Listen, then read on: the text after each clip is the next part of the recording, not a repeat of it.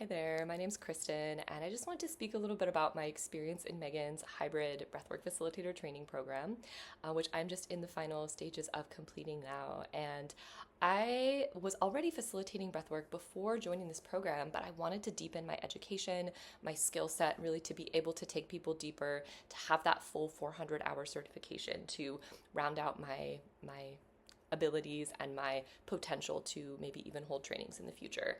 I chose to work with Megan. I loved her energy. I just really resonated with her and her story and the way that she holds space. And when the program started, I was so glad with my choice. Her level of expertise and knowledge in the field of breathwork and all of the kind of adjacent modalities, trauma work, somatic, space holding, facilitation, all the little details that you need to know about how to hold profound space, she's really got it. And the group, the way that she holds our group, online, in person at retreat, right? Breathing together. I feel like I was open to so many different perspectives, ways of holding space, new ideas. There's just this field is so deep, and I have evolved so much as a facilitator through this program.